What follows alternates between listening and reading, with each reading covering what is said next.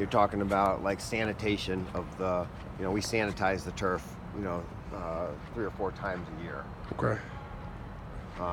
Because there's no water. Right. So every time someone spits on it, or anytime someone vomits or bleeds, you have to deal with that.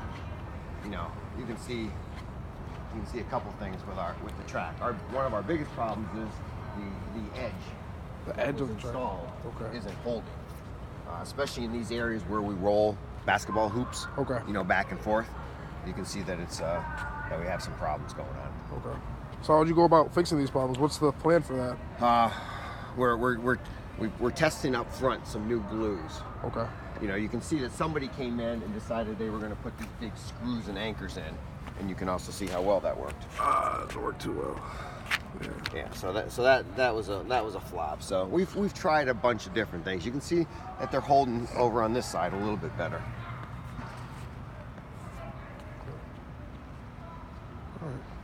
And inside, it's a lot of cleaning. It's a lot of, honestly, it's a lot of your users are not always as respectful as they could or should be. Yes. No one has a problem if they knock watch this guy running. If they knock a Gatorade bottle off the thing and it spills all over the floor, they just walk away from it. They don't care, that kind of thing. So that sucks. There's always those types of things that you have to deal with. The biggest thing with the domes that you got to think about is the external maintenance, as far as especially, call it bad weather, but especially snow. Okay. The 3 worst things you can have with a dome are snow, ice, and wind. Okay. And at school, sometimes it's hard because if you'll notice, we have about a 30-foot paved road around the outside of the dome. Okay. Yeah. All right. When the domes are not designed to support weight, they're designed to shed weight. So when it snows out, you've got to turn the dome is kind of like just this big membrane, and the wind blows it, and you turn the pressure up and it hardens it. Okay. So when there's bad weather coming, you harden the shell, and then you turn the heat up, which promotes the melting of that initial touch point. Okay. and then the stuff slides off.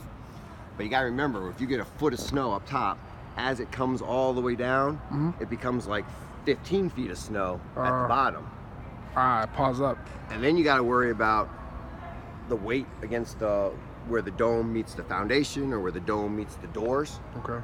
So someone has to worry about taking that weight off of the dome during those storms.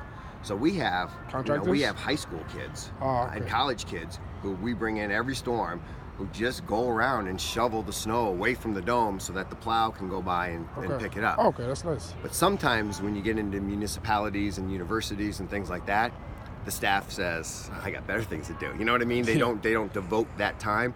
There's a place in East Windsor that doesn't have that paved road around, and so they can't get a vehicle around, and the dome tends to come down a lot. Okay. So you just want to put that in as a as a threat. Okay. The other thing you're going to want to just make sure you acknowledge that you addressed is now that you have a capacity issue. So the state, the town, whoever it is going to say, now that you put a building up, there's a capacity limit on the number of people that can be inside the building. Okay.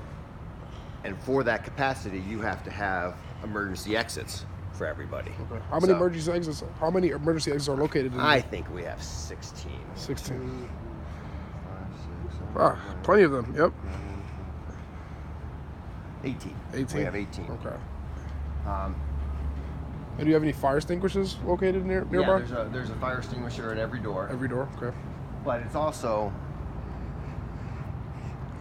every piece of material that went into the dome had to be, they call it NFPA 901, something like that. It's a fire regulation. Okay. It had to be certified to that, which means it will burn as long as there's a flame there, but if you take the flame away, it'll stop.